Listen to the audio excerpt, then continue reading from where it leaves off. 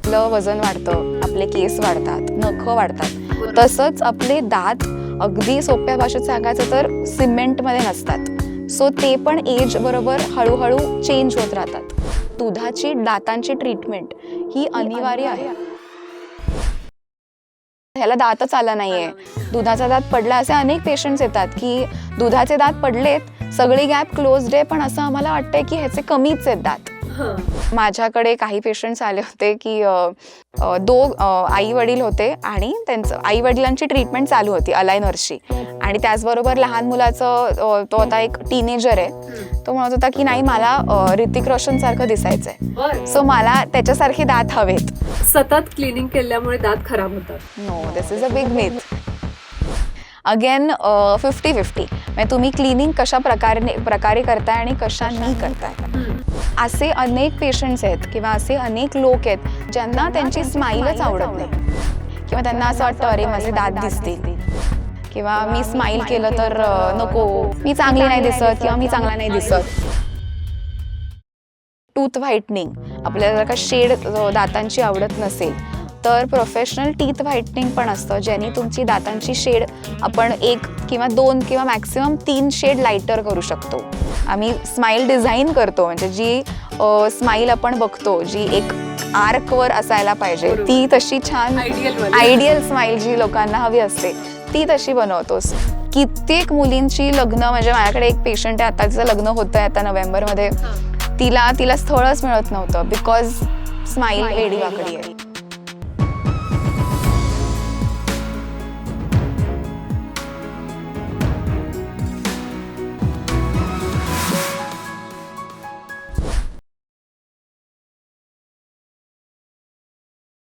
नमस्कार. रोलिंग स्कोपच्या विचार 360 या सेगमेंटमध्ये तुम्हा सर्वांचं सहर्ष स्वागत. असं म्हणतात की ज्याचे मोत्यासारखे दात त्याला आरोग्याची साथ, आणि म्हणूनच दात, त्याचे विकार, त्यावरचे उपचार या सगळ्यावर माहिती घेण्यासाठी आज आपल्याला भेटायला आलेल्या आहेत डॉक्टर तन्मयी पेंडसे मनोहर, ज्या एक ऑर्थोडोंटिस्ट आहेत. तन्मयी, तुझं आमच्या स्टुडिओमध्ये स्वागत. थँक्यू. हॅलो. आता जी मी ओळख करून दिली ती ऑर्थोडोंटिस्ट, बरोबर. तर मला पहिल्यांदा हेच विचारायचं आहे की ऑर्थोडोंटिस्ट म्हणजे नेमकं काय ग? सो ऑर्थोडॉन्टिक्स हा एक विषय, स्पेशलायझेशनची एक ब्रांच आहे डेंटिस्ट्री मधली. आणि ऑर्थो म्हणजे खरं तर त्या शब्दाचा जर का आपण अर्थ बघितला, ऑर्थो म्हणजे बोन्स, डॉन्टिक्स म्हणजे दात. सो ऑर्थोडॉन्टिक्स म्हणजे दातांच्या आणि हाडांच्या व्यंगांचं म्हणजे प्रॉब्लेम्सचं उपचारशास्त्र म्हणजे ऑर्थोडॉन्टिक्स. आणि ऑर्थोडॉन्टिस्ट ही एक स्पेशालिस्ट आहे किंवा आहे जी किंवा जो ह्या सगळ्या प्रॉब्लेम्सला काय त्याला म्हणून आपण क्युअर करतो. म्हणजे काय तर दात वेडेवाकडे असणं, अलाइनमेंट त्याची असणं, किंवा जबड्याचे काही प्रॉब्लेम्स असतात. काही लोकांचे खालचा जबडा मागे असतो, पुढचा जबडा मागे असतो, ह्या गोष्टी असतात. खायला प्रॉब्लेम्स येतात किंवा श्वास घ्यायला प्रॉब्लेम्स येतात, तर ते सगळं आपल्या हाडांशी निगडीत असतं. आणि त्याची ट्रीटमेंट, त्याचं स्माईल डिझायनिंग त्याच्यामध्ये येतं. काही लोकांच्या दातांमध्ये स्पेसेस असतात, काही लोकांच्या लहानपणी काही हॅबिट्स असतात, म्हणजे अंगठा चोखणं किंवा लिप बायटिंग, किंवा इन जनरल जीभ पुढे जाऊन त्याला दातांवर काय म्हणतात थ्रस्ट करायची एक सवय असते, ज्यांनी पण दात पुढे होतात. सो लहान जीभ अशी स्वॉलो करताना घासण्यासारखंच करतात, आणि ज्यांनी समोरचे दात खूप पुढे होतात. तर काही लोकांमध्ये आपण इंडियन पॉप्युलेशनमध्ये बघतो की दात समोरचे जास्त पुढे असतात. तर की ह्या सगळ्या ज्या काय म्हणू आपण ज्या टेंडन्सीज आहेत, तर त्यांना ट्रीट करणारं जे शास्त्र, जे सायन्स म्हणजे ऑर्थोडॉन्टिक्स. आणि जी व्यक्ती हे करते, म्हणजे आपण साधारणपणे असं म्हणलो की आपण एका दाताच्या दवाखान्यात जातोय म्हणजे डेंटिस्टकडे जातोय, पण आपण कोणाकडे जातोय, म्हणजे आपण रूट केनाल स्पेशलिस्टकडे जातोय, ब्रेसेस स्पेशालिस्टकडे जातोय, हिरडीच्या डॉक्टरकडे जातोय, हे एवढं लोकांपर्यंत गेलेलं नसतं. So orthodontist is a person who deals with all these problems related to gums, related to teeth, the bones and your in general appearance. Okay. म्हणजे डेंटिस्ट ह्या ब्रँच मधला पण तुमचा गाढा अभ्यास असतो. हो, असं डेफिनेटली म्हणायला डेफिनेटली. पाहिजे. हो खरंच. हो हो हो. मला म्हणजे हेच विचारायचं आता बेसिकली की दातांची रचना म्हणजे त्याच्या स्ट्रक्चर बद्दल आम्हाला थोडीशी खोलवर माहिती देशील का? हो, अगदी. सो आपले जे समोरचे दात असतात, जे आपल्याला दिसतात, हं. Okay, that has to overlap our lower teeth. Okay, म्हणजे हं. खालचे दात आणि वरचे दात याची रचना अशी असायला पाहिजे. बरोबर. त्याचा ओव्हरलॅप साधारण 2 मिलीमीटर असायला पाहिजे. बरं. आणि 2 दाता म्हणजे वरच्या आणि खालच्या जबड्यामध्ये पण स्पेस ही 2 मिलीमीटर असायला पाहिजे. आता हे आपण अगदी म्हणजे आता ही टेक्निकल भाषा आहे एकदम. 2 मिलीमीटर हे सामान्य लोकांना समजत नाही. हां. पण ही जर का रचना थोडी सुद्धा वरखाली झाली हां. तर मग आपल्या जॉईंटचे प्रॉब्लेम्स, इथे जो जॉईंट आपला ओपन क्लोज जी मुवमेंट कंट्रोल करतो हां. त्याला प्रॉब्लेम्स येतात, चुईंगला प्रॉब्लेम्स येतात. सो जे दात जे आपण क्लास 1 नावाचं एक मोलर रिलेशन असतं, तर ते एवढ्या अगदी सायंटिफिक टर्म्समध्ये मी जाणार नाही, हां. पण जे नॉर्मल रिलेशन असायला पाहिजे त्याच्याहून काही वेगळं अबनॉर्मल रिलेशन आलं, जरी ते मिलिमेट्रिक चेंजेस जरी असले तरी त्याचा परिणाम दातांवर, मग चुईंगवर, स्पीचवर, जॉईंट्सवर ह्या सगळ्यावर परिणाम पडतो. कारण आपले शरीर म्हणलं की आपलं स्केलेटन आपल्या डोळ्यासमोर येतो, हो. पण प्रत्येक भाग हा आपला एका लॉक अँड की सारखा फिट झालाय. सो त्याच्याहून थोडंसं जरी आपण काही चेंज केलं हां. तर that has effects on the entire body. So अगदी सायंटिफिक लँग्वेजमध्ये मी आत्ता नाही जाणार, कारण एवढं समजणार नाही. पण प्रत्येक 6 महिन्यांनी जर का आपण एका ऑर्थोडॉन्टिस्टकडे किंवा डेंटल चेकअप केला हां. तर आपल्याला सतत समजू शकतं की काय चेंजेस होत आहेत. जसं आपण आपलं वजन वाढतं, आपले केस वाढतात, नखं वाढतात, बरोबर. तसंच आपले दात अगदी सोप्या भाषेत सांगायचं तर सिमेंटमध्ये नसतात. सो ते पण एज बरोबर हळूहळू चेंज होत राहतात. सो आत्ता जे रिलेशन जर का मी तुझं आत्ता माप घेतलं हां, हां. तेच 5 वर्षांनी तसंच असेल याची गॅरंटी नाही. काय सांगते? त्यामुळे सतत यू हॅव टू म्हणजे दात सुद्धा चेंज दातांची पोझिशन, हिरड्यांची पोझिशन ही सतत चेंज होते. कारण दात किंवा तोंड ही अशी गोष्ट आहे जी आपण सतत वापरतो, म्हणजे बोलताना, श्वास घेताना, खाताना, म्हणजे त्यामुळे ती गोष्ट जी सतत सतत यूज होते तसंच म्हणजे लिटरली सर्व्हिसिंग केल्यासारखं यू हॅव टू व्हिजिट. त्यामुळे 6 महिन्यातनं चेकअप केल्यानंतर आपल्याला समजतं की आपलं जरी नॉर्मल असेल तरी त्यातनं थोडासा काय फरक पडतोय किंवा काय काय होतंय आपल्याकडून. आता इतर काही गोष्टी असतात ज्या लाईफस्टाईलच्या चेंजेसमुळे आपल्याला स्ट्रेस येतो, ड्रायव्हिंग असतं. सो त्या गोष्टींनी सुद्धा ना आपल्याला दात चावण्याची सवय लागते, म्हणजे दात एकमेकांवर घासायची सवय होते. सो हे अननोईंगली होतं.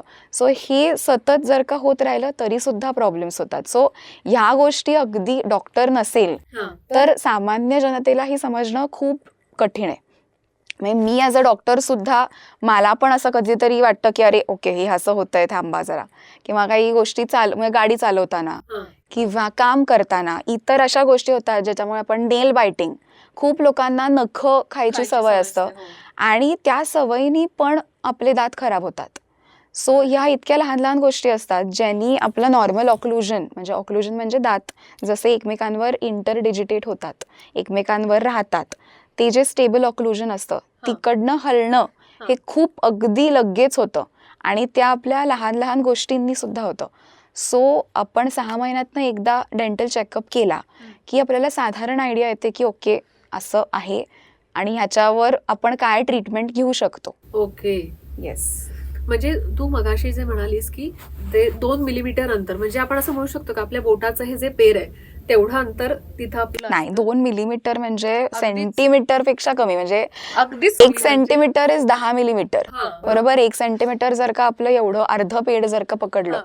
त्यातलं 1-2 मिलीमीटर म्हणजे इट इज म्हणजे एवढं हो नखाच्या विड्थ एवढंच यायला पाहिजे. एवढंच यायला आणि पाहिजे. जर ते चेंज झालं तर मग आपल्याला विविध समस्यांना तोंड बरोबर, द्यावं अगदी लागेल बरोबर. आणि त्यासाठी आपल्याला सतत 6 महिन्यातनं हो येस सतत चेकअप करायला पाहिजे. हो. ओके. त्याचबरोबर 6 महिन्यातनं एकदा आपण क्लिनिंग सुद्धा केलं ना तर म्हणजे दात हलण्याची शक्यता किंवा जे थर साचतात ज्याला कॅल्क्युलस प्लाक असं म्हणतो ते पण साचणं कमी होऊन जातं आणि काय होतं, अनेक लोकांची अशी एक काय त्यांना एक असं एक थॉट असतं की जेव्हा आपण क्लिनिंग करतो तेव्हा दात हलायला लागतात. तर ही खूप मोठी एक काय म्हणू आपण एक गैरसमज आहे, मिथ आहे, ज्यांनी काय होतं की आपण इतक्या वर्षांनी एकतर खूप महिन्यांनी क्लिनिंग करणार, Hirdi already exactly, so Hirdi already खाली गेलेली असते आणि तेव्हा जेव्हा आपण तिकडचं काढतो तेव्हा आपल्याला ऍक्च्युअल किती हिरडी खाली गेली ते समजतं. तर क्लिनिंग नी असं होत नाही, तर त्यांनी न केल्यानी असं हिरडी खाली जाते. सो ते पण एक गोष्ट असते की नॉर्मल ऑक्लुजन वरून हलण्यासाठी आपल्याला प्लाक कॅल्क्युलस सुद्धा इनफ असतो. म्हणजे तो जर का साचला तरी सुद्धा दातांची मुवमेंट व्हायला सुरुवात होते. काही दात मागे पुढे व्हायला लागतात, हलायला लागतात, काही इन्फेक्शन्स व्हायला लागतात मुळाचे. सो ते सुद्धा एक तो सुद्धा एक पॅरामीटर आपण म्हणू शकतो. ओके. मग आता ह्या सगळ्यातून मला एक कॉमन प्रश्न हाच विचारायचा आहे की आपल्या भारतासारख्या देशात किंवा इतक्या मोठ्या देशात सगळ्यात कॉमन डेंटल प्रॉब्लेम्स कोणते आहेत? आपल्या आत्ताच्या या काय म्हणू आपण या जनरेशनमध्ये इतके सतत प्रोसेस्ड फूड जे आपण म्हणतोय, प्रोसेस्ड शुगर, कार्बोहायड्रेट सतत जे वेगवेगळे असतात, त्यांनी सगळ्यात मेजर म्हणजे जो आधीपासून चालू झालाय पण लहान मुलांमध्ये लगेच दात किडण्याची शक्यता खूप वाढली आहे. खूपच. आणि काय असतं तर त्याचं काय म्हणू आपण त्याचं प्रोसेस कशी सुरू होते, तर आपली थुंकी सलायवा ती आपल्या तोंडामध्ये सतत असते. तर जर का आपण सारखी साखर खाल्ली तर ती कॉन्सन्ट्रेट होते आपल्या सलायवामध्ये, म्हणजे आपल्या थुंकीमध्ये साखरेचं कॉन्टेंट वाढतं. आणि असं समजायचं की साखरेचा पाक जर का आपण तोंडात ठेवला तर कसं होईल, तर दात किडतील. एक्झॅक्टली तेच गोष्ट होते. त्यामुळे सतत जर का साखर तुम्ही खाल्लीत किंवा सतत स्नॅकिंग केलं, फ्रिक्वेंट स्नॅक्स जे म्हणतो आपण, ते सतत केलं तर दात लगेच किडतात. आणि आत्ताच्या प्रोसेस्ड कार्बोहायड्रेट्समध्ये इतकं कॉन्सन्ट्रेटेड शुगर असतं की त्यांनी दात लवकर किडतात. सो ती एक गोष्ट आता एकदम जास्त दिसते की सारखे सारखे लोकांचे दात किडतात. ब्रश करून सुद्धा काही लोकांचे दात किडतात. तर इट इज बिकॉज ऑफ दिस की फ्रिक्वेंट स्नॅकिंग, पाणी कमी पिताय. त्यामुळे जर का तुम्ही कधीही काही गोड खाल्लं तर पाणी नक्की प्या, म्हणजे त्यांनी काय होईल की ते वॉशआउट आपोआप वॉशआउट होईल. सतत ब्रश करायची एक्झॅक्टली सतत ब्रश करायची गरज नाही. त्याचबरोबर लहान मुलांना आजकाल काही द्यायचं असेल खायला किंवा काही तर त्याच्याकडे दुर्लक्ष करून लहान मुलं तोंडात बोटं घालतात किंवा ह्या सगळ्या गोष्टी, नेल बायटिंग किंवा लिप बायटिंग, या गोष्टींमुळे पण काय होतं, आपले जॉज लहानपणी खूप सॉफ्ट असतात, प्लायबल असतात, म्हणजे त्यांना आपण ज्या पद्धतीने मुवमेंट देऊ त्या डिरेक्शन मध्ये ते वाढणार. सो आपण जर का कुठलाही मुलगा अंगठ्या किंवा कुठलं पण बोट चोखत असेल तर त्यांनी आपले चीक मसल्स कॉन्ट्रॅक्ट व्हायला लागतात. आणि जर का तीच गोष्ट सतत झाली तर आपले जॉज कन्स्ट्रिक्ट होतात आणि त्या कन्स्ट्रिक्शन मध्ये दात पण पुढे जायला लागतात. सो जे दात पुढे असतात, दात वेडेवाकडे असतात, दातांमध्ये जास्त स्पेसेस नाही आहेत, वेडेवाकडे आहेत, क्राउडिंग आहे, सो हे सगळं लहानपणी सुरू होतं. आणि ह्याचं एज्युकेशन अनफॉर्च्युनेटली नसतं पेरेंट्सना, आईबाबांना, आणि ते पुढे जाऊन मग जास्त जास्त प्रॉब्लेम्स व्हायला लागतात. मग जे स्लीप ॲपनिया किंवा OSA म्हणतो, म्हणजे घोरणं, ज्यांनी काही लोक झोपताना त्यांना एकदम दचकून श्वास घ्यायला प्रॉब्लेम होतो आणि मग ते दचकून जागे होतात. इट इज बिकॉज ऑफ दिस की आतल्या सगळ्या अवयवांना जागाच नाही, कारण आपले जॉस कन्स्ट्रिक्ट झालेत. त्यामुळे झोपताना जीभ मागे जाते आणि एकदम श्वास अडकला जातो आणि त्यामुळे एकदम जाग येते. सो हे जे विकार पुढे ॲडल्टहुडमध्ये येतात, ॲक्च्युली त्याचं सगळं काय म्हणू आपण प्रोसेस स्टार्ट झालेली असते लहानपणी. सो हे ज्या गोष्टी आहेत ना आजकाल, त्या जास्त जास्त करून दिसायला मिळतात आणि ते अवेअरनेसनीच नीट होऊ शकतात, आय फील. म्हणजे इतकं तुम्ही विचार केला पाहिजे खाताना, प्रत्येक गोष्ट खाताना विचार केला पाहिजे की ती आपल्या शरीरासाठी, दातांसाठी योग्य आहे की नाही, आणि तरच ती तोंडात तुम्ही ती घालायला पाहिजे. आणि जरी ती घातली तरी लगेच पाणी पिणे हे सोपा उपाय आहे. म्हणजे तुमच्याकडे येण्याच्या आधी तो उपाय तर आपण सगळेजण फॉलो करू शकतो. डेफिनेटली. Yes yes. नाही, हे नक्कीच खूप म्हणजे अतिशय महत्वाची माहिती आहे ही, आणि सगळ्यांसाठी म्हणजे एव्हरीडे कोणीही हे ऐकून यूज करू शकतं आणि ऍटलिस्ट आपली दातांची रचना थोडी तरी आम्ही वाचवू शकतो घर बसल्या. अगदी. तर आता आपण लहान मुलांचा जो उल्लेख केला, तर त्याच्यावरून मला विचारायचं आहे की प्रिव्हेंटिव्ह ऑर्थोडेंटिस्ट म्हणून तू लहान मुलांसाठी काम करतेस, तर त्याच्यामध्ये आता तुला कुठले प्रॉब्लेम्स जास्ती बघायला मिळतात आणि तर ते प्रॉब्लेम कंट्रोल करण्यासाठी काय मेकॅनिझम आहे? ओके. लहान मुलांमध्ये पहिली तर प्रिव्हेंटिव्हमध्ये म्हणजे कधी जर का दात काय किडला असेल, खूप लोकांची अशी समजूत असते की दुधाचा दात आहे, जाऊ दे, काढून टाका, नंतर पक्का दात येणारच आहे. तर ही समजूत खूप चुकीची आहे. कारण काय होतं, प्रत्येक दात येण्याची एक वेळ असते आणि त्या वयाला तो दात येणं आवश्यक असतं. बरोबर. प्रत्येक दात प्रत्येक वयाला जर का आला नाही, तर मग मागचा जो दात पहिला आलाय तो पुढे येऊ शकतो. स्पेस जो दात यायला पाहिजे ते तिथे पाहिजे ती स्पेस कमी होऊ शकते. मग याने काय होतं, तर क्राउडिंग होतं. जे दात यायला पाहिजेत ते आतमध्ये हिरडीतच राहतात, त्यामुळे बायटिंग एफिशियन्सी कमी होते.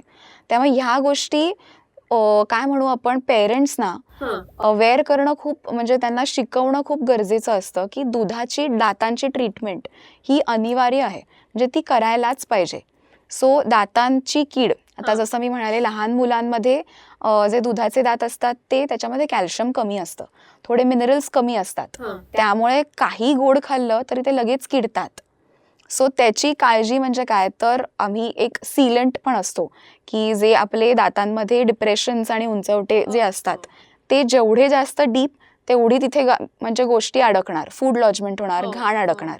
सो ते आम्ही सील करून टाकतो लहानपणीच. म्हणजे दुधाच्या दातांची. हो, त्यांनी काय होतं, लहान मुलांमध्ये एवढं समजत नसतं की अडकलंय, चूळ भरा, पाणी प्या, पण कितीही त्यांच्या डोक्यावर बसलो तरी ते त्यांच्याच जगात. त्यामुळे ते ऑलरेडी जी डिप्रेशन्स आहेत ती आम्ही क्लोज करून टाकतो, त्यामुळे तिथे कीड लागायची शक्यता कमी होते. तर त्याला म्हणतात पिट्स अँड फिशर सीलंट. सो ही एक प्रिव्हेंटिव्ह मेथड आहे ज्यांनी दात किडणं कमी होईल. तसंच जर का कुठलाही दात पडला आणि जो दात पडायला म्हणजे यायला हवाय त्याची वेळ मे बी 13 वर्ष आहे आणि दुधाचा दात 10 वर्षावरच पडलाय, कधी काही खेळण्यामध्ये पडलाय किंवा दात किडून पडलाय, तर स्पेस मेंटेनर म्हणजे एक पद्धत, एक क्राऊन किंवा एक असं एक फ्रेमवर्क असतं ज्यांनी ती स्पेस आपण मेंटेन करतो. पुढे जाऊन तो तिथे जो दात यायला पाहिजे तिथे ती स्पेस जर का नसेल तर तो दात आतमध्ये अडकून राहतो. आणि हे आपल्याला ॲज अ पेरेंट हे समजणं खूप डिफिकल्ट आहे, कारण की एक्सरे काढला नाही लहान मुलांचा तर कळणारच नाही दात आहेत आतमध्ये.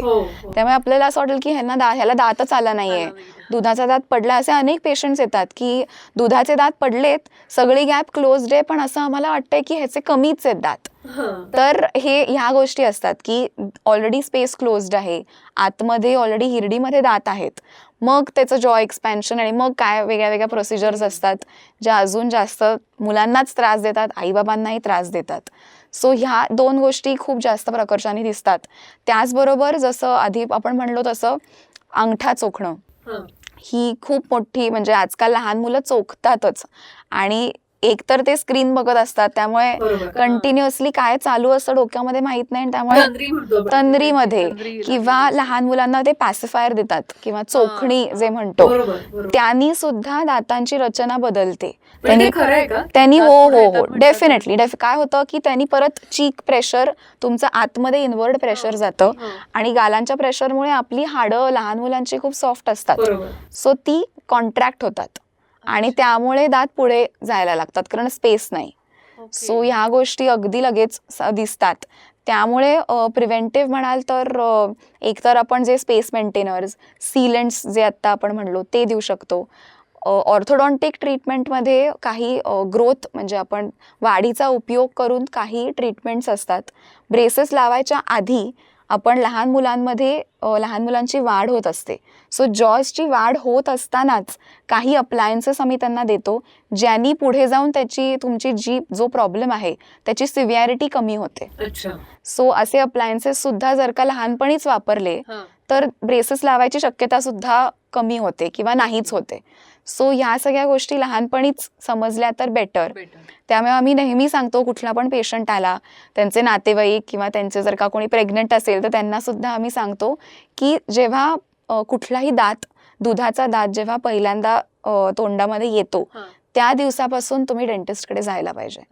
की साधारण आपल्याला आयडिया समजते की काय कसे दात येऊ शकतात, काय साधारण लाईफस्टाईल काय आहे. प्रत्येक आता एकदम एक ट्रेंड सुरू झाला आहे की काही आई बाबा मुलांना 1000 दिवस शुगर देत नाहीत किंवा सॉल्ट देत नाहीत. Sugar salt free. हा, तर ते द्यायला पाहिजे. आयडियली नाही द्यायला पाहिजे साखर, पण कितीही नाही म्हणलं 1000 दिवस बिकम्स अ लॉट, म्हणजे 3 इयर्स. आणि 3-4 इयर्स पर्यंत आई बाबा सोडून आजी आजोबा असतात, काका मावशी असतात, ताई दादा असतो, सो काहीतरी चॉकलेट देतो, काहीतरी देतं. त्यामुळे मग त्यावेळेस कसं हँडल करायचं, मग त्यावेळेस काय करायला पाहिजे, लहान मुलांचे दात कधी घासायला पाहिजेत, दात आले म्हणजे लहान मुलांचे अगदी छोटे दात असतात तेव्हा ते सुद्धा घासायला लागतात, मग त्याची टेक्निक कशी. सो ह्या सगळ्या गोष्टी हळूहळू समजतात. Once you go to the dentist you will always get an idea की तुम्हाला काय करायला पाहिजे. आणि आता अजून एक खूप महत्वाचा प्रश्न, म्हणजे त्याबद्दल आपण थोडंसं मी अजून विचारेन की जनरली आजकाल हा ट्रेंडच झालाय. म्हणजे आपण जेव्हा लहान होतो किंवा आम्ही जेव्हा लहान होतो तेव्हा पहिला दात पडल्याशिवाय पुढचा यायचाच नाही. अगदी म्हणून आपण हजारात एखाद्याचं असं असेल की आधी आलाय तो. पण आता खूप सर्रास बघायला मिळतं की पहिला दात पडलाच नाही आणि आतून एक दात आलेला आहे. तर मग हे कशामुळे होतं, म्हणजे हा चेंज कशामुळे झालाय? हे खरं तर आपल्या लाईफस्टाईल चेंजेसमुळे सुद्धा झालंय.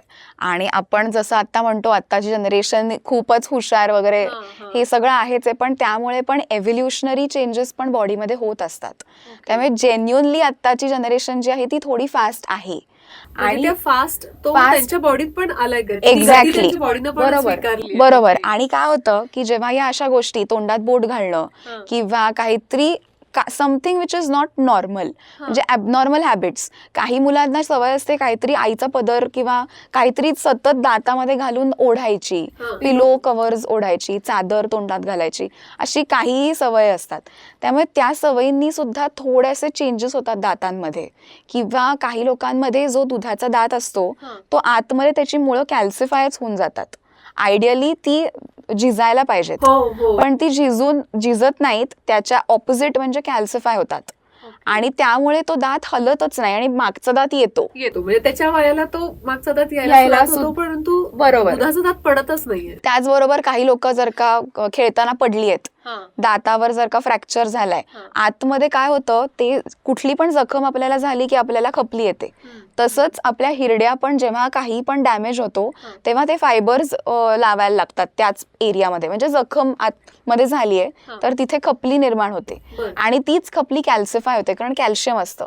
आणि त्यामुळे सुद्धा तो दात हलणं डिफिकल्ट होऊन जातं दुधाचा.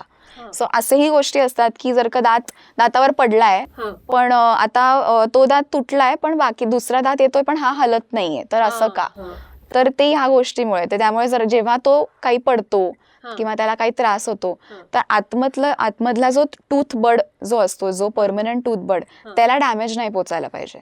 सो त्याला जर का काहीही डॅमेज झाला, मग ते काही दुधाच्या दाताला कीड लागली असेल त्यांनी सुद्धा पोचतो, काही ट्रॉमा किंवा फ्रॅक्चर झाला असेल त्यांनी सुद्धा होतो. आणि अगेन काय आपण खातोय, म्हणजे जर का खूप जास्त साखर खाल्ली, कुठलीही गोष्ट आपण जास्त खाल्ली, आणि साखर is really bad for our body, ते लहान मुलांमध्ये असो मोठ्यांमध्ये असो, त्याच्यानी आपले जे काय म्हणू आपण बॅड बॅक्टेरिया असतात ते शरीरातले वाढतात आणि त्यांनी काही ना काहीतरी प्रॉब्लेम्स नक्की निर्माण होतात.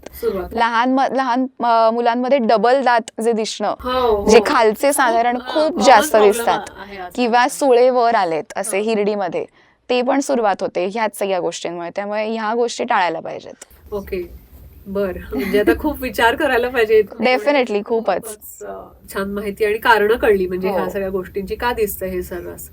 तर आता असेच काही आमच्या सगळ्यांच्याच मनातले प्रश्न मी काढलेत आणि ते मिथ आहेत की फॅक्ट आहेत हे सांगायचं आहे. ओके, तुझ्याकडून म्हणजे ऐकायचं आहे आम्हाला. तर आता जसं आता तू इतक्या वेळ सांगतीच आहेस तरी सुद्धा पुन्हा एकदा ह्याच्यावर आपण बोलू. दातांवर कुठलेही उपचार करण्याची वेळ लहानपणीच योग्य असते का? हो, डेफिनेटली, अगदी अगदी गरज असते. So this is not at all a myth, extremely बरोबर आहे. जेव्हा जसं मी म्हटलं तसं पहिला दात जेव्हा येतो तेव्हा आयडियली तुम्ही एका कुठल्याही डेंटिस्टकडे जा, नॉट जस्ट एनी स्पेशालिटी. तर पीडियाट्रिशियन, आता डेंटिस्ट्रीमध्ये 9 स्पेशालिटीज आहेत. म्हणजे आता आपण काही आपल्याला फ्रॅक्चर झाला तर आपण ऑर्थोपेडिक सर्जन किंवा ऑर्थोपेडिककडे जातो. बरोबर. हृदयाचा विकार झाला तर कार्डिओलॉजिस्टकडे जातो. तर तसंच लहान मुलांसाठी सुद्धा लहान मुलांचे डॉक्टर असतात, दातांचे. येस, सो पीडियाट्रिक डेंटिस्टकडे जाणं तुम्ही अगदी गरज असते, कारण ते तुम्हाला सांगू शकतात की काय तुम्ही चुकताय, कुठला दात यायला पाहिजे आणि कुठला दात आलाय. सो प्रत्येक दाताची वेळ असते, सो ते गरजेचं आहे. तसंच ऑर्थोडॉन्टिस्ट काय करतं तर लहानपणीच आपल्या ग्रोथ जी असते ना, वाढीचा उपयोग करून आपण पुढे होणारे जे आजार असतात ते कसे कमी करू शकतो हे ऑर्थोडॉन्टिस्ट तुम्हाला सांगेल. की तुमचं मूल आत्ता हे करतंय, किंवा दातामध्ये खूप लोकांना हे माहीत नसतं की लहानपणीच्या म्हणजे दुधाच्या दातांमध्ये स्पेसेस असणं महत्त्वाचं आहे. म्हणजे आपण आपले दात जर का बघितले तर त्यात स्पेसेस नसायलाच पाहिजे, पण लहान मुलांच्या दातांमध्ये स्पेसेस असणं महत्त्वाचं आहे. का? कारण की लहान मुलांचे किंवा दुधाचे डेसिड्युअस जे दात म्हणतो ते छोटे असतात आणि जे पक्के दात येणार आहेत परमनंट ते मोठे असतात. सो जर का तुमच्या दातांमध्ये, दुधाच्या दातांमध्ये स्पेसच नाहीये, तर जेव्हा ते पक्की दात येतील त्यांना तिथे अकोमोडेट करायला तुमच्या जॉमध्ये स्पेस नाहीये. सो जेव्हा ती स्पेस आधीच क्रिएट झालेली असेल तेव्हा आपोआप सगळे दात आरामात येतात आणि अलाइनमेंटमध्ये असतात. सो फटी असल्या लहान मुलांमध्ये चांगल्या असतात. सो ह्या सगळ्या गोष्टी तुम्हाला ऑर्थोडॉन्टिस्ट सांगणार. असंच म्हणजे एक्झॅक्टली ज्यांचा अभ्यास आहे त्यांच्याकडून कळतंय, नाही तर बाकी आम्हाला वाटत असतं की हे खरं आहे की नाही. बरोबर, खूप लोक असे येतात, पेशंटचे आई बाबा येतात की माझ्या मुलाच्या दातांमध्ये खूप फटी आहेत, लहानपणापासून अजून परमनंट दात आले नाही आहेत, आणि जेव्हा ते येतील तेव्हा अजून स्पेसेस असतील का काय, तर तसं बिलकुल नसतं. तर ते असणं गरजेचं आहे. So definitely you have to visit a dentist as soon as possible. Yes. आणि असाच दुसरा एक आहे प्रश्न की ब्रेसेसमुळे दात खराब होतात. नाही, ब्रेसेसमुळे ऍक्च्युअली दात चांगले व्हायला पाहिजेत, म्हणजे चांगलेच होतात. दात खराब, दिस इज अ मिथ. कारण काय होतं, दात आपले, कारण ऑर्थोची ट्रीटमेंट साधारण 1-1.5-2 वर्ष चालते. काही लोकांची अजूनही जाते डिपेंडिंग अपॉन सिव्हिअरिटी, काही लोकांना सर्जरी सुद्धा लागू शकते. तर ही जी मोठी प्रोसेस आहे त्याच्यामध्ये पेशंट कडून आम्हाला डिसिप्लिन आणि डेडिकेशन हे सतत लागतं, कारण प्रत्येक ऑर्थो चेकअप अपॉइंटमेंट महिन्यातनं एकदा असते. सो आपण जसं रूट केनाल म्हणतो, रूट केनाल किंवा काही फिलिंग, तर ती 1-2 अपॉइंटमेंट्समध्ये कम्प्लीट होते, त्यामुळे त्याचा संबंध संपतो. पण ऑर्थो ट्रीटमेंट कम्प्लीट होण्यासाठी दर महिन्यातनं एकदा पेशंटला यायलाच लागतं, आणि that is for a long period. So 1.5 वर्ष 2 वर्ष. सो या कालावधीमध्ये जर का पेशंटनी ओरल हायजीन चांगलं ठेवलं नाही, ब्रेसेस जेव्हा आपण अगदी ट्रॅडिशनल म्हणजे मेटलचे ब्रेसेस जर का आपण डोळ्यासमोर आले, तर कुठली पण गोष्ट आपण दातावर लावतोय, दातावर सुद्धा नॉर्मल दातांवर काही लावलं नाही तरी सुद्धा घाण अडकते, फूड लॉजमेंट होतं. तर आता इमॅजिन करा की आपण काहीतरी दातांवर लावतोय, सो काहीतरी तिथे अडकणार, खायला त्रास होणार. सो जर का पेशंटकडनं ही डेडिकेशन नसेल की साफसफाई नीट नाही, ब्रश वेळेवर नाही, माउथवॉश नाही, काही पेशंट्सना आम्ही फ्लॉस यूज करायला सांगतो वेगळे प्रकारचे, सो ते जर का नीट ठेवलं नाहीत तुमचं ओरल हायजीन, तर दात खराब होतात. आयडियली तसं, अदरवाईज ब्रेसेसमुळे बिलकुल खराब होत नाहीत. ब्रेसेसमुळे मला तुमची स्माईल अजून चांगली होते. आम्ही स्माईल डिझाईन करतो, म्हणजे जी स्माईल आपण बघतो जी एक आर्कवर असायला पाहिजे, ती तशी छान आयडियल स्माईल जी लोकांना हवी असते ती तशी बनवतो. सो ब्रेसेसनी बिलकुलच दात खराब होत नाहीत. Okay, great. आणि आपला पुढचा मिथ आणि फॅक्टचा प्रश्न आहे, अलायनर्स ब्रेसेस पेक्षा चांगले असतात?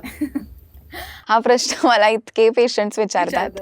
डेफिनेटली. सो अलायनर्स हा एक काय म्हणू आपण, एक ट्रीटमेंट मोडॅलिटी आहे.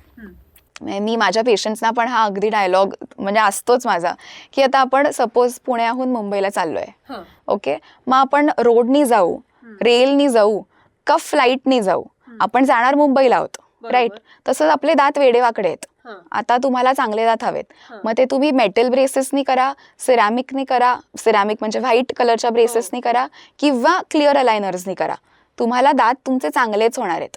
So there is nothing which is better than the other. पण आता तसं म्हटलं तर आम्ही लहान मुलांमध्ये साधारण अलायनर्स नाही देत. का? कारण अलायनर्स हे एक आहे की प्लास्टिकचे शीट असतात, बायोकम्पॅटेबल शीट्स असतात. प्रत्येक दाताच्या किंवा काय म्हणू पेशंटच्या नुसार आपण ते कस्टमायझेबल असतात, काढ्या घालायचे असतात. सो ब्रेसेस जसे असे चिकटवलेले असतात हा, जे हा. फक्त आम्हीच काढू तुम्हीच शकतो. काढू शकता, बरोबर. तसं अलायनरचं नसतं, पेशंट काढू घालू शकतो. सो पेशंटनी हे ब्रश करताना आणि खाताना ते हा. अलायनर्स काढायचे असतात आणि खाऊन सगळं झालं चूळवरून परत लावायचे. सो ही जी प्रोसेस आहे त्याला थोडंसं डिसिप्लिन लागतो आणि लहान मुलांमध्ये एकदा ते हरवले कुठे की परत आणि त्यांच्या खाण्याच्याच वेळा थोडे फिक्स असतात. एक्झॅक्टली, असं त्यामुळे कधीच नसतं. ते कधीही खाऊ नियमितपणा शकतात. तो हा. लहान मुलांमध्ये नसतो. त्यामुळे मी युजली लहान मुलांमध्ये अलायनर्स देत नाही. ओके. पण जर काही पेशंट असेल, थोडासा मॅच्युअर असेल, लहान असेल तरी सुद्धा आम्ही अलायनर्स देतो. So there is no particular काय म्हणू आपण, कुठलंही काही बेटर सिस्टीम नाही आहे. प्रत्येक गोष्ट ही चांगलीच आहे. डिपेंड्स, मी पेशंटना एक चॉईस देते. ऑफकोर्स कॉस्ट आणि कन्व्हिनियन्स. बजेटनुसार Exactly. किती वेळात पोहोचायचंय मुंबईला. एक्झॅक्टली. सो ते तुम्हाला तुमच्या सोयीप्रमाणे कुठल्याही प्रकारचे system is good for you. Aligners बद्दलच मला विचारायचंय की समजा कुणाची चुकून राहिले आणि लक्षात नाही आलं की काढायचंय आणि तो घास म्हणजे तोंडात गेला तर काय होऊ शकतं का त्यांना त्याच्यामुळे? काही त्यांनी तसा प्रॉब्लेम होऊ शकत नाही. पण हा. काय होतं, अलायनर आता जी गोष्ट असते ना, तुमचे सगळा सपोज दातांचा सेट आपण जर का असा हातात जर का 3D मॉडेलमध्ये बघितला बरोबर. तर प्रत्येक दाताच्या वर आपण ते प्लास्टिक येणार आहे. हा. सो असा विचार करा, वरच्या आणि खालच्या दातांवर अख्खं प्लास्टिक आहे. त्यामुळे बाईटच नाही करता येत. ओके. जे आपल्याला बाईटिंग एफिशियन्सी आपल्याला अच्छा, अच्छा, सवय अच्छा. असते, हा. सो बाईट करता येत नाही. वरून आपल्या इंडियन खाण्यामध्ये हळद किंवा कुठलं पण हो, पिगमेंट हो, जास्त असतं. हो. सो ते जास्त स्टेन होतं. Colourful, हा. सो त्यांनी आपलं म्हणजे आता अलायनर्स का घालतात की दिसू नये. एक्झॅक्टली. आणि जर का हळद किंवा कॉफी किंवा अशा गोष्टी सतत जर का त्याच्यावर स्टेन झाल्या तर मग उलट अजून घाण दिसायला लागतं. वेगळेच कलर वेगळेच कलर, वेगळाच शेड दिसायला लागतो. सो दॅट इज वाय आम्ही म्हणतो की ते तुम्ही घालू नका. पाणी प्यायलात तर इट इज फाईन, बट खाण्याबरोबरच कुठली पण म्हणजे चहा कॉफी पिण्याची सवय असेल, काही गरम गोष्टी पिण्याची सवय असेल किंवा मिल्कशेक किंवा काही ज्यूसेस ज्यांनी जे अडकू शकतं दातांमध्ये आणि ते पेशंटला तेव्हा समजणार नाही, पण वेन ही टॉक्स किंवा वेन शी टॉक्स ते समजू शकतं, स्टेन होईल. एक्झॅक्टली. सो त्यामुळे आम्ही सांगतो की ते तेव्हा काढा. पण ते जे मटेरियल आता उल्लेख केला की प्लास्टिक असतं, तर मग चालतं ते म्हणजे असं इतक्या वेळ आपण तोंडात घालतो? हो, हे प्लास्टिक म्हणजे आपल्या नॉर्मल प्लास्टिक सारखं नसतं जे आपण युजली वापरतो. हा. दिस इज अ थर्मोफॉर्म्ड, म्हणजे हीट नीच फॉर्म झालेलं प्लास्टिक असतं अच्छा. आणि दिस इज एक्स्ट्रीमली बायोकम्पॅटेबल. त्याच्यामध्ये आजकाल जे बिस्फिनॉल ए म्हणजे BPA, आपल्याला BPA फ्री प्लास्टिक पाहिजे ते वालं जे प्लास्टिक आहे ते असतं. हे मेडिकल ग्रेड प्लास्टिक आहे. अच्छा. सो ह्याच्यावर ऍक्च्युली माझा रिसर्च पेपर आहे की काही अलायनर कंपनीजमध्ये आम्ही स्टेम सेल्सवर त्याची टॉक्सिसिटी चेक केली होती की ऍक्च्युली, कारण हा प्रश्न खूप लोकांमध्ये असतो जे पेशंट्स येतात की आम्हाला अलायनर्सच पाहिजेत, पण आम्हाला हा डाऊट आहे की कंटिन्युअसली प्लास्टिक घातल्यावर हिरडीवर त्रास होतो का. येस. सो तसा काही नाही आहे, तसा त्रास होत नाही. This is extremely biocompatible, very very safe. आणि प्रत्येक सेटची एक वेळ असते. सो आम्ही सपोज एका पेशंटची जर का 1 वर्षाची ट्रीटमेंट असेल तर प्रत्येक पेशंटला आम्ही 10 दिवस एक सेट घालायचा असं सांगतो. सो असे 10-12 सेट येतात पेशंटचे आणि 10 दिवस झाले की तो सेट ठेवून द्यायचा, दुसरा सेट घालायचा. सो जसे आपण ब्रेसेसमध्ये वायर्स लावतो, सो प्रत्येक महिन्याच्या अपॉइंटमेंटला डॉक्टर वायर चेंज करतात. तर this is like a wire. So ती वायर आपण वायर नसून प्लास्टिकचा सेट आहे जो आपण त्यांना चेंज करून, येस. सो ती पुढे पुढे ट्रीटमेंट जशी जाते तसे सेट बदलतात. ग्रेट. छान माहिती मिळाली. लहान मुलांचे दात वाकडे असले तरी चालतात, पुढे आपोआप सरळ होतील. मिथ आहे की fact? Big myth, biggest myth. वाकडे तिकडे दात असणं म्हणजे दातांमध्ये म्हणजे जबड्यामध्ये जॉमध्ये स्पेस नाहीये, त्यामुळे आपले जे दात आहेत ते वेडेवाकडे झालेत. बरोबर. सो आता स्पेस गेन करण्यासाठी नॉट नेसेसरी एव्हरी टाइम तुम्हाला ज्या डिरेक्शनमध्ये स्पेस गेन हवी आहे तिथेच जॉ ग्रो होईल. सो आपला जॉ जो लहानपणी आपण जसं म्हणतो तसा जॉ आपला पुढे पुढे जातो. सो पुढे जॉ जाणं आणि खाली जॉ जाणं, आपला चेहरा पण उभट व्हायला लागतो. लहानपणी लोकांचे चेहरे, मुलांचे चेहरे गोल गोल असतात. सो एकदम, त्यामुळे मग जसे आपण मोठे होऊ तेव्हा पुढे आणि खाली अशी मुवमेंट असते युजली आपल्या बॉडीच्या जॉसची. राईट. सो जर का त्या डिरेक्शनमध्ये आपल्याला दाताची मुवमेंट हवी असेल तर मग कधी कधी in may be say 2% population आपोआप थोडंसं माइल्ड क्राउडिंग असेल तर ते रिझॉल्व्ह होतं. पण जर का आपल्याला ट्रान्सफर्स म्हणजे आडवी ग्रोथ हवी असेल तर ती आपल्या जॉसची साधारण 8-9 वर्षापर्यंत होते आणि तेव्हा ती थांबते. सो ह्याच्या पलीकडे जाऊन ग्रोथ होणार नाही आपल्या जॉसची, ट्रान्सफर्स म्हणजे आडवी. सो त्याच्यासाठी आपल्याला ट्रीटमेंट ही घ्यावीच लागते. मग त्याच्यामध्ये जॉजची एक्सपॅन्शनची ट्रीटमेंट असते. काही लोकांचे जॉजच खूप मोठे असतात आणि स्पेसेस झालेले असतात कारण दात छोटे. सो असेही खूप लोक येतात. सो तुम्हाला ट्रीटमेंट ही घेणं आवश्यक असते कारण हे मिथ आहे. हो हो, this is a myth. Yes, definitely. हो हो हो. सतत क्लिनिंग केल्यामुळे दात खराब होतात. No, this is a big myth. Again 50-50. म्हणजे तुम्ही क्लिनिंग कशा प्रकारे करताय आणि कशानी करताय. 6 महिने ते 1 वर्ष मध्ये तुम्ही प्रोफेशनल म्हणजे डेंटल क्लिनिकमध्ये जाऊन क्लिनिंग करायला पाहिजे. म्हणजे जे डेंटिस्ट त्यांच्या इन्स्ट्रुमेंट्सनी करतं ते. सो ते तुम्ही 6 महिने ते 1 वर्षामध्ये करायला पाहिजे. ह्याच्याहून जर का जास्त वेळा तुम्ही करत असाल तर त्यांनी दातांवर नुकसान होईल. युजली 6 महिने ते 1 वर्ष पेशंटच येत नाही, पण त्यामुळे येस, एक्झॅक्टली. वर्षातून 2दा केलेलं इट इज ग्रेट. वर्षातनं 2दा इज व्हेरी गुड. पण मग तसंच म्हटलं तर ब्रशिंग कसं करताय, brushing technique is very important. मग खूप असे जोरजोरात घासत असाल तर दात खराब होतात, हिरडी खराब होते. अगेन कुठला ब्रश यूज करताय, सॉफ्ट ब्रिसलचाच ब्रश यूज करायला पाहिजे सगळ्यांनी. म्हणजे usually soft bristle is the mildest. जेवढा आपण हार्ड कडे जाऊ तेवढ्या हिरड्या आपल्या, जरी दात घट्ट असतील, हार्ड असतील, हिरड्या आपल्या तेवढ्याच सॉफ्ट असतात. सो आपण फक्त दात नाही घासत तर हिरडीवर पण ब्रश जातो आणि त्यामुळे हिरडीवर डॅमेज होणं, कधीतरी रक्त येणं ब्रश करताना, किंवा कधी पस होणं, या गोष्टी व्हायला लागतात. हिरडी खाली झिजायला लागते, म्हणजे हळूहळू खाली खाली जायला लागते. रूट एक्सपोजर, मग दाताची सेन्सिटिव्हिटी, असं ते कॅस्केड सुरू व्हायला लागतं. त्यामुळे दाताची काळजी आपण व्यवस्थितपणे घेतली पाहिजे. सॉफ्ट ब्रिसलच्या टूथब्रशनी माइल्ड प्रेशरनीच ते दात घासले पाहिजेत, नाही तर मग ते खराब होऊ शकतात. Okay, yes. आता पुढचा सगळ्यात महत्वाचा, सगळ्यांच्या मनातलं हे मिथ आणि फॅक्ट आता क्लिअर करशील. ओके. टूथपेस्ट चांगली की टूथ पावडर चांगली? Toothpaste definitely. का? कारण की टूथ पावडर ही कोर्स असते. कुठली पण पावडर आपण म्हणलो तर ती थोडीशी हार्ड असते. Toothpaste is a milder version. त्यात थोडं लिक्विड असतं. लिक्विड कंटेंटनी ते आपोआप सॉफ्ट होते. त्यामुळे जेव्हा आपण टूथपेस्टनी दात घासतो तेव्हा ती माइल्ड, तेव्हा कुठलाही फाईन पार्टिकल असा दातांवर घासत नाही किंवा हिरडीवर जास्त त्याला इजा होत नाही, डॅमेज होत नाही. त्यामुळे फेस होतो आणि त्यामुळे तो माइल्ड असतो दातांवर आणि ऍक्च्युली हिरडीवर. टूथ पावडरचं कुठलं कसं होतं की त्याच्यामध्ये पण आजकाल खूप आयुर्वेदिक पावडर्स असतात. त्याच्यामध्ये चहाचा एक्स्ट्रॅक्ट पण असतो. सो चहा, टी एक्स्ट्रॅक्ट जे म्हणतात, जे काही लोक ह्याच्यामध्ये चारकोल असतं. चारकोल ऐकलं. चारकोलही असतं आणि चारकोल टूथपेस्ट सुद्धा चुकीची आहे वापरणं. कारण आपण काही म्हणलं तरी कोळस्यानी दात घासतोय. म्हणजे किती व्हाईट आपले झाले दात तरी हिरड्या आपल्या लाल लाल होतात, त्यांनी इन्फेक्शन्स होतात.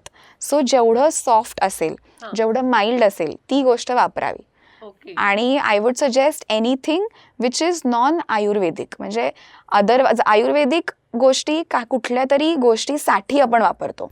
म्हणजे आपल्याला काही हिरडीचा विकार झालाय तर मग आयुर्वेदिक पेस्ट या कारणासाठी आपण वापरतो. तर ते जनरलाइज नाहीये की ही व्यक्ती वापरते म्हणून मी वापरणार. तर again you have to consult. So कुठली पण टूथपेस्ट आपण जेवढी माइल्ड तेवढी ती दातांवर चांगली. आयुर्वेदिकचं काय होतं, प्रत्येक आयुर्वेदिक टूथपेस्ट प्रत्येक आजारावर असते. म्हणजे हिरडीसाठी असते किंवा काही पस झाला असेल तर त्याच्यासाठी असते, इन्फ्लमेशन कमी करण्यासाठी असते. सो तुम्हाला ते कळायला पाहिजे की आपल्याला जोपर्यंत कन्सल्ट होत नाही तोपर्यंत आपण काय म्हणतो सरसकट ती यूज केली तर त्याने आपल्याला दात स्वच्छ होणार नाही आहेत, आजार काही होणार नाही, पण जे आपल्या दातांसाठी योग्य आहे की थोडंसं फ्लोराईड कंटेंट असायला पाहिजे. फ्लोराईड मिनरल्स आहेत जे आपल्या दातांसाठी गरजेचे असतात, ज्यांनी दात किडत नाहीत. सो जर आपण फ्लोराईड नसलेली toothpaste for a longer period of time use केली तर जे क्षार किंवा मिनरल्स आपल्याला पाहिजेत, आवश्यक आहेत, तर ते आपण देत नाही, तर त्यांनी दात किडतात. सो अच्छा. अशा गोष्टी असतात. क्लीन अलायनर सतत तोंडात असतात तर त्याचा काही साईड इफेक्ट होतो का? मिथ आहे की fact? It is a myth. त्यांनी काही प्रॉब्लेम होत नाही. अलायनर्स जे आहेत ते आपले बायोकम्पॅटेबल असतात. सो अनलेस तुम्ही ते स्वच्छ ठेवत नाही आहात म्हणजे अनलेस दॅट काहीच प्रॉब्लेम नाही आहे. जर का तुम्ही ते साफ नाही केलेत, सो अलायनर्स प्रत्येक 24 तास घालायला पाहिजेत. म्हणजे फक्त बरोबर. खाताना आणि ब्रश करताना काढतो. सो त्याच्या व्यतिरिक्त जर का तुम्ही ते साफ नाही ठेवलेत, म्हणजे ते ब्रशनी आपल्याला साफ करायला लागतात, कारण त्याचे पण सगळे काय म्हणू डिप्रेशन्स आणि क्रेविसेस असतात, ज्याच्यामध्ये खाणं अडकू शकतं, जे दातांवर आहे ऑलरेडी. इवन दो तुम्ही त्याच्याबरोबर दात म्हणजे खात नाही आहात, पण दातावरची घाण त्याच्यावर यायला नाही पाहिजे, म्हणून ते ब्रश करायला पाहिजे. त्याची पण स्वच्छता असते, त्याचे पण काही टॅबलेट्स असतात ज्यांनी आपण अलायनर स्वच्छ ठेवतो. सो ते जर का तुम्ही केलं नाही तर तुमच्या हिरड्यांना थोडंसं इन्फेक्शन होऊ शकतं. पण दिस इज 1% पीपल ज्यांना अगदीच म्हणजे ते स्वच्छ नाही ठेवत. अदरवाईज हो डेफिनेटली अमित. तर आजकाल स्माइल डिझायनिंग Yeah. ही एक संकल्पना खूप मूळ धरती आहे, म्हणजे बरोबर. खूप लोकांच्या तोंडातून आपण ऐकतो. तर ही संकल्पना एक्झॅक्टली काय आहे त्याच्याबद्दल थोडं विस्तारानं सांगशील? ओके. सो स्माइल डिझायनिंग म्हणजे स्माइल रिकन्स्ट्रक्शन. बर. म्हणजे काही लोकांचे दात काही थोडेसे पिवळे शेडमध्ये असतात किंवा त्यांना ती शेड आवडत नाही. काही लोकांचे दात काही फ्रॅक्चर झालेले असतात, तुटलेला असतो किंवा छोटा असतो, साईज काहीतरी सगळा छान नाही आहे. किंवा काही लोकांचे दात मोठे असतात, म्हणजे फक्त जे काही लोक बग्स बनी म्हणतात, तर समोरचे दात खूप पुढे आणि मोठे आहेत. तर ह्या सगळ्या ज्या दातांच्या काय म्हणू आपण एस्थेटिक दृष्टीने जर का आपण कन्सिडर केलं, तर जी स्माईल आत्ता आहे तीच तुमची आयडियल स्माईल तुम्हाला कशी बनवता येईल, स्माईल रिकन्स्ट्रक्ट कशी करता येईल, याला स्माईल डिझायनिंग म्हणतात. मग त्याच्यामध्ये वेगवेगळ्या प्रोसिजर्स असतात. सो अगदी बेसिक म्हणजे टूथ व्हाईटनिंग. आपल्याला जर का शेड दातांची आवडत नसेल तर प्रोफेशनल टीथ व्हाईटनिंग पण असतं, ज्यांनी तुमची दातांची शेड आपण 1 किंवा 2 किंवा मॅक्सिमम 3 शेड लाईटर करू शकतो. जी म्हणजे सगळ्यांची जर का रचना चांगली असेल पण तुम्हाला कलर आवडत नाहीये, शेड आवडत नाही, सो ते एक प्रोसिजर अगदी म्हणजे सिम्पल प्रोसिजर. पण मग ती किती दिवसांपर्यंत राहते? म्हणजे आता कुठली पण प्रोसिजर ही तुमच्या दातांवर होणार आहे, त्यामुळे it is going to have some life. आणि अगेन तुम्ही तुमचं काय खाणं कसं पथ्य कसं आहे. सो युजली 1 वर्ष ते 1.5 वर्ष ही ते व्हाईटनिंग स्टेबल राहते. आणि देन यू हॅव टू थोडंसं एक ट्विक करायला लागतं, थोडंसं काहीतरी शेड्स परत काहीतरी कुठला तरी एक दात टचअप करायला लागतो बेसिक. हो, थोडासा करावा लागतो. त्याचबरोबर काही क्राउन्स असतात म्हणजे कॅप. काही दात म्हणजे जर का कुठला पण दात रूट कॅनल जर का केली असेल तर ऐकलं असेल की क्राऊन लावलाय, कॅप लावलाय. तसंच प्रीमोलर टू प्रीमोलर म्हणजे उपदाढा एका साईडच्या ते दुसऱ्या उपदाढा किंवा कनाईन टू कनाईन म्हणजे सुळे एका साईडचे सुळे टू दुसऱ्या साईडचे सुळे, असे पण क्राउन्स बसवण्याची एक आहे पद्धत किंवा टेक्निक आहे.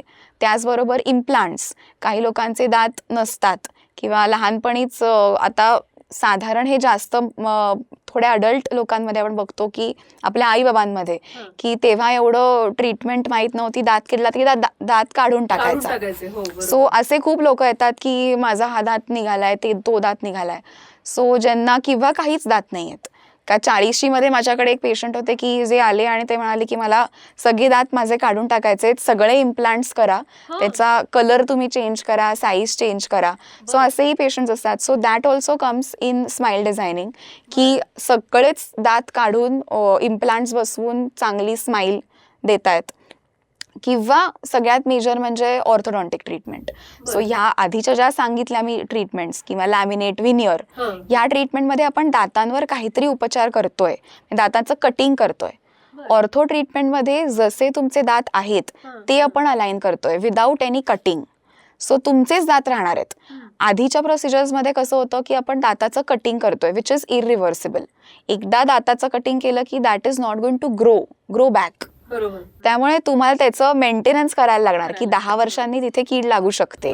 तो पुढचा दात असेल नाही तर मागचा असेल, मग तिथे तुम्हाला मे बी थोडंसं काळपट काहीतरी होईल, मग परत विनियर करा, परत क्राऊन करा वेगळा, कारण की तो चांगला दिसत नाही. ऑर्थो ट्रीटमेंटमध्ये असं मुळीच होत नाही, कारण तुमचेच दात आहेत, ते फक्त आपण सरळ करतोय, मग ते वायर किंवा अलायनर काही पण. So that also comes in smile designing. आणि आत्ताच्या जनरेशन किंवा आत्ताच्या आपण ज्या ह्या एजमध्ये आपण म्हणू aesthetics has become a prime concern. म्हणजे माझ्याकडे काही पेशंट्स आले होते की आई वडील होते आणि त्यांचं आई वडिलांची ट्रीटमेंट चालू होती अलायनर्सची, आणि त्याचबरोबर लहान मुलाचं तो आता एक टीनेजर आहे, तो म्हणत होता की नाही मला ऋतिक रोशन सारखं दिसायचंय, सो मला त्याच्यासारखे दात हवेत.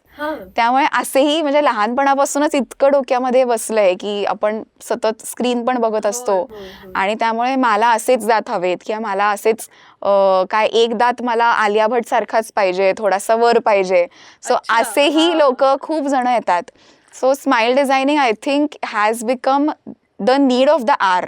कारण आपण आधी म्हणायचो की नाही आर्टिफिशियल इंटेलिजन्स हे फ्युचर आहे आपलं, पण स्माईल डिझायनिंग आणि आर्टिफिशियल इंटेलिजन्स आत्ताच्या घडीला it is the need. It is not the future but it is the present. So definitely त्याच्यासोबतच वावरतोय. म्हणजे आर्टिफिशियल इंटेलिजन्स आपल्या बरोबर असतंच. आणि स्माईल डिझायनिंगमध्ये कसं होतं की आपल्याला आता ऑर्थो ट्रीटमेंटमध्ये ट्रीटमेंटच चालते 2 वर्ष. त्यामुळे पेशंटला समजत नाही की ओके ठीक आहे प्रोसिजर समजली आहे की मला सपोज एवढे दात काढायला लागणार आहेत, दात मागे घेणार आपण, एवढी ट्रीटमेंट, पण मी 2 वर्षांनी कसा दिसणार आहे. सो स्माईल डिझायनिंगमध्ये काय होतं किंवा आर्टिफिशियल इंटेलिजन्समध्ये आम्ही पेशंटचा फोटो काढतो आणि जे प्रोसिजर्स करणार आहोत त्याचा इनपुट देऊन पेशंटला लगेचच त्याच्या फोनमध्ये लॅपटॉपमध्ये लगेचच दाखवतो की 2 वर्षांनी तू कसा दिसणार आहेस. सो ते आमच्यासाठी it becomes a big thing, कारण पेशंटला अवेअर करणं आणि पेशंटला समजवणंच हे आमच्या म्हणजे 50% जॉब डन. आणि अगेन पेशंटला डिसिप्लिन की बाबा मला असं दिसायचंय, त्यामुळे तो एक काय म्हणू आपण एक कंटिन्युअस कनेक्ट राहतो की नाही मला तसं दिसायचंय, मला जायला पाहिजे. So it is a big thing आता इन डेंटिस्ट्री की smile designing is I think the need. बरोबर. आणि म्हणजे मॉडेल्स किंवा फिल्म स्टार यांचं तर म्हणजे सतत त्यांना तर चांगलं दिसावंच लागतं. वय कितीही असो, आजकाल वयाचं age is just a number. तुम्हाला you have to be perfect in all sense. तर त्यांचाही त्यामुळेच म्हणजे त्यांच्यामुळे सगळे सर्वसामान्य नागरिक पण आता असे झालेत की माझी स्माईल त्याच्यासारखी हवी आहे. त्यामुळे ते काही म्हणून जोर धरते. हो डेफिनेटली.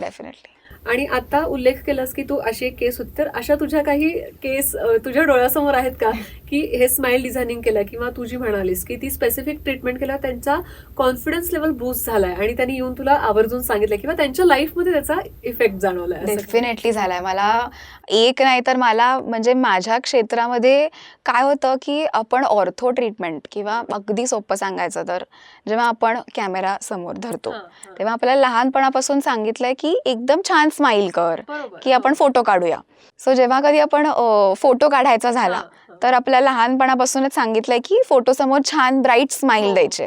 सो हे इतकं आपल्यामध्ये इनग्रेन झालं की आता आपल्याला काही नाही वाटत, ओके छान मला छान वाटतंय त्यामुळे स्माईल करणार.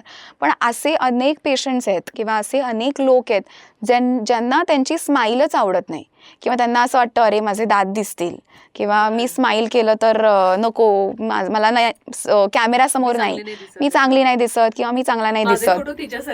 एक्झॅक्टली. सो हे इतकं असतं. आणि जेव्हा ही पेशंट माझ्याकडे येते किंवा कुठल्या पण ऑर्थोडॉन्टिस्टकडे येते आणि जेव्हा आम्ही त्याची ट्रीटमेंट संपूर्ण करून आम्ही त्याला ब्रेसेस किंवा लायनर्स काढले की आरसा देतो. सो असे एक नाही तर अनेक पेशंट्स त्यांच्या डोळ्यामध्ये डायरेक्ट पाणी येतं बिकॉज त्यांना विश्वासच बसत नाही की माझी स्माईल अशी एवढी चांगली आहे किंवा चांगली होऊ शकते.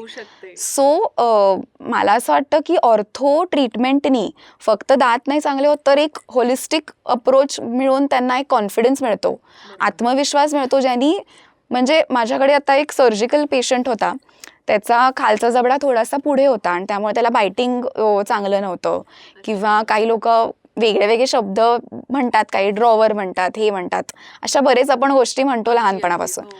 सो त्याची ट्रीटमेंट तो आता किती 22 वर्षाचा आहे, त्याची 22 वर्षानंतर म्हणजे ट्रीटमेंट झाली, त्याला सर्जरी लागली आणि सर्जरीनंतर त्याला विश्वासच बसला नाही की मी असा दिसतोय. म्हणजे काही लोकांचे पासपोर्ट फोटोज पण बदलायला लागतात एवढा फरक तुमचा पूर्ण लुक चेंज होतो. एवढा फरक जाणवतो.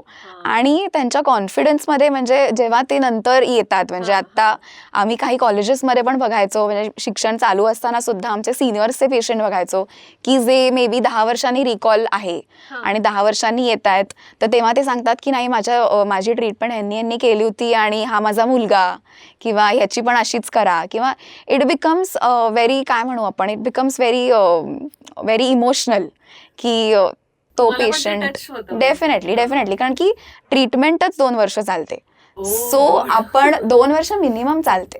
सो त्या ट्रीटमेंटमध्ये आपण आपला एक ह्युमन काहीतरी कनेक्ट होतो.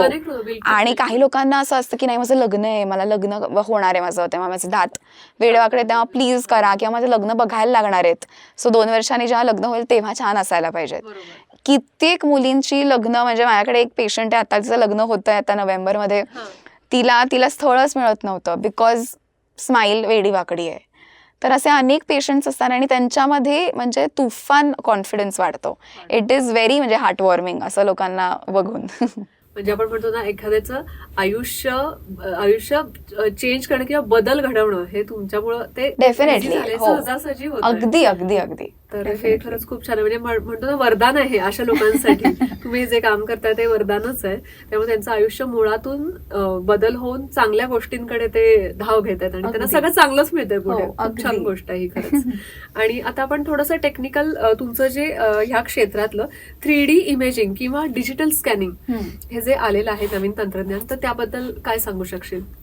सो जसं आपण माप घ्यायचं जर का असेल बेसिक जर का लँग्वेजमध्ये तर आपण एक ट्रे असतो. तो ट्रे त्याच्यावर काही इम्प्रेशन मटेरियल आपण घालतो दातांवर ठेवतो आणि ते सेट झाल्यावर काढतो मग त्याचं मॉडेल होतं. सो ह्या प्रोसिजरला थोडासा वेळसुद्धा लागतो. त्या मॉडेलचा कलर आपल्या दातांचा कलर हा मॅच होत नाही. त्यामुळे 3D स्कॅनिंग किंवा इंट्राओरल स्कॅनिंग जे नवीन आलंय सो त्यांनी काय होतं तुम्हाला एका झटक्यात म्हणजे 30 सेकंड्समध्ये तो स्कॅन येतो दातांचा.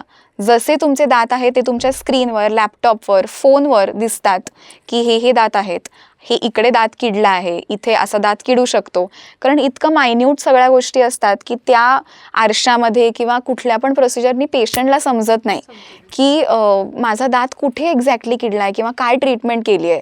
तर हे जेव्हा तुमच्या समोरच घडतंय की अच्छा इथे काळं आहे इथे काही आहे इथे प्लाक आहे. दात जर का आता स्माईल डिझायनिंग आपण म्हणलो तर आपल्याला जर का दात मागे घ्यायचे आहेत तर ते कसे दिसणार आहेत हे सगळं आपल्याला त्या स्क्रीनवर दिसतं. आणि त्याच्याच बरोबर आपण फेशियल स्कॅन आता काही लोक खूप म्हणजे त्यांची प्रोफाईल त्यांना स्ट्रेट हवी असते. जेव्हा साईड प्रोफाईलनी बघतात तेव्हा दात पुढे वाटतात.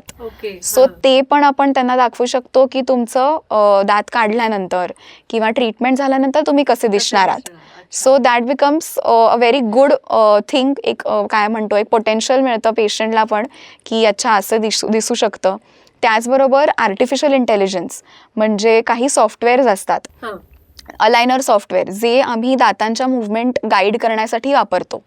सो जसे वेगवेगळे ब्रँड्स असतात इंटरनॅशनल ब्रँड्स आहेत अलायनर्समध्ये इंडियन ब्रँड्स आहेत जे हे सगळे आर्टिफिशियल इंटेलिजन्सचे सॉफ्टवेअर्स इनकॉर्पोरेट करून आम्ही ते स्कॅन्स त्याच्यामध्ये घालतो आणि त्यांनी अलायनर्स निर्माण होतात. सो ते अलायनर ही जी सिस्टीम आहे ती it is integrated with artificial intelligence.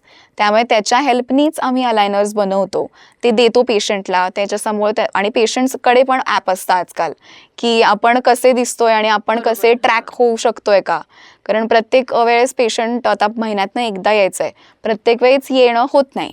मग ते जर का तुम्ही त्या ॲपमध्ये तुमचे फोटोज टाकत राहिलात तर ते डॉक्टरकडे पण समजतं की ओके अशी मुवमेंट होतीये. मग काही प्रॉब्लेम्स असतील तर Wien the patient is free the patient can always visit the clinic. So हे अशा गोष्टी पण सुरू झाल्या आहेत. अनेक पेशंट्स असेही असतात की जे शिक्षणासाठी परदेशी गेलेत काही US UK वॉटेवर जे काही कंट्रीजमध्ये गेलेत त्यांना प्रत्येक वेळी इकडे येणं पॉसिबल नाही आणि तिकडची ट्रीटमेंट महाग आहे. त्यामुळे अशा वेळेस आम्ही अख्खे सेट्स देतो पेशंट्सना आणि मग मे बी 6 महिन्यातनं जेव्हा ते एकदा येतील 1 वर्षांनी येतील तेव्हा वी कॅन ट्रॅक. सो असंही जे रिमोट आपण ट्रीटमेंट करू शकतो. सो त्यांनी पण खूप उपयोग होतो. आता तुझं हे जे क्षेत्र आहे ऑर्थोडॉन्टिस्ट म्हण किंवा डेंटल मधल्या कुठल्याही ह्या ज्या अकॅडमिक वेगळ्या ब्रँचेस तू सांगितल्यात, तर नवीन जनरेशनला समजा ह्या कुठल्याही ब्रँचमध्ये यायचं असेल तर म्हणजे तू काय सजेस्ट करशील, कुठे स्कोप जास्त आहे, म्हणजे अकॅडमिक, त्याच्यानंतर हे क्लिनिकल किंवा तिसरं असं की रिसर्च? ओके. म्हणजे मी सोपं विचारते, अकॅडमिक, क्लिनिकल किंवा रिसर्च ह्या कुठल्या ब्रँचमध्ये स्कोप जास्त आहे? नवीन जनरेशनला तू काय सांगशील? ओके. सो आत्ता ह्या घडीला आय थिंक एस्थेटिक हे खूप जास्त जोरात चाललंय. बरोबर. बी इट ऑर्थोडॉन्टिक्स किंवा रेस्टोरेटिव्ह कुठली पण प्रोसिजर किंवा प्रॉसोडॉन्टिक्स, जे आपण म्हणजे काही प्रॉस्थेसिस असतात, लोकांना डोळा नसतो, कान नसतो, कवळी हवी असते, किंवा इम्प्लांटोलॉजी, हेही खूप जास्त क्षेत्र वाढतंय. त्यामुळे इन जनरल कुठली पण आय थिंक ह्या जनरेशनमध्ये कुठली पण फील्ड, कुठली पण branch which is related to aesthetics, I think ते एकदम आता बूम होणार आहे. त्यामुळे मग त्या व्यक्तीवर आहे की आता जर का त्याला रिसर्चमध्ये जास्त इंटरेस्ट असेल तर मग कुठले मटेरियल्स आत्ता आपण वापरतोय. मग 3D प्रिंटिंग आता एक गोष्ट सुरू झाली आहे की आता जे आपण मॉडेल्स, हँडमेड मॉडेल्स बनवायचो, की POPनी जे मॉडेल्स आपण यूज करतो, त्याचंच आता रूपांतर 3D प्रिंटिंगमध्ये झालंय. म्हणजे आपण लिटरली इनपुट द्यायचा, स्कॅन टाकायचा आणि ते 3D प्रिंट करून तुमचं अख्खं म्हणजे बोन्स सकट सगळ्या गोष्टी आता 3D प्रिंट होतात. म्हणजे that is also one thing where you can research किंवा त्याच्यामध्ये तुम्ही स्पेशलाइज करू शकता. आणि क्लिनिकल प्रॅक्टिस, आता मी personally I love clinical practice. मी whole and soul clinician, I can not go into research. जर का तुम्ही असे असाल की तुम्हाला पेशंट्स बरोबर वेळ घालवायला जास्त आवडतो, कनेक्ट आवडतो किंवा ट्रीटमेंट प्लॅनिंग ह्या गोष्टी जास्त आवडतात, तर तुमचा क्लिनिकल सेटअप पण तुम्ही जेवढं लवकर स्टार्ट कराल तेवढं जास्त बेटर. सो तुम्ही म्हणजे अगदी बेसिक कुठला पण सेटअप असेल तरी तिथपासून स्टार्ट करा. असं गरजेचं नाही की तुम्हाला आत्तापासूनच 3D प्रिंटिंगच्या सगळ्या गोष्टी पाहिजेत, की स्कॅनर पाहिजे, हे पाहिजे, ते पाहिजे, असं काही नाही. You can start with the minimum, आणि एकदा तुमचं नाव झालं तुमच्या कामानी तर then sky is the limit. So you can definitely achieve anything. अकॅडमिक्समध्ये पण आय थिंक इफ तुम्हाला जर का अकॅडमिक्समध्ये जर का खूप जास्त स्कोप जर का तुम्हाला वाटतं, तुम्हाला टीचिंग आवडतं, तर मास्टर्स नंतर असे अनेक लोक आहेत, माझे कलिग्स आहेत, जे कॉलेजेसमध्ये, मोठ्या हॉस्पिटल्समध्ये अटॅच होतात, may be as visiting or as a core faculty. So तिथे पण तुम्हाला आत्ताच्या नवीन स्टुडंट्स कसे आहेत किंवा त्यांच्याशी तुम्हाला जास्त कनेक्ट जर का जास्त आवडत असेल किंवा आत्ताचे न्यूअर टेक्नॉलॉजीज तुम्हाला त्या लोकांपर्यंत म्हणजे स्टुडंट्सपर्यंत पोहोचवण्याची आवड असेल, तर definitely I think academics is also a very good option. Okay. म्हणजे तुझ्या मतानुसार क्लिनिकल, रिसर्च आणि अकॅडमिक असं आपण वर्गवारी करू शकतो? Yes, definitely. आणि त्या सगळ्यामध्ये इंटरेस्ट काय, आणि अगेन एस्थेटिक्स याच्यात तुम्ही केलं तर सध्या त्याला स्कोप आहे. डेफिनेटली. तन्मयी, तू खरंच खूप अतिशय मनापासून आणि खूप मस्त माहिती सांगितलीस. माझ्यासारखेच अनेकांचे जे प्रश्न होते, जे रुटीन लाईफमध्ये आपल्याला भेडसावत असतात, त्याची तू अतिशय सुंदर उत्तरं दिलेली आहेस, समाधानकारक. आणि तू आमच्या स्टुडिओमध्ये आलीस त्याबद्दल खरंच तुझे आभार. Thank you very much. थँक्यू. तुम्ही मला इथे बोलवलं आणि मला हे उलट सांगता आलं, कारण अनफॉर्च्युनेटली ऑर्थो किंवा इन जनरल डेंटिस्ट्रीबद्दल खूप काय म्हणू आपण, खूप मिसकन्सेप्शन्स आहेत.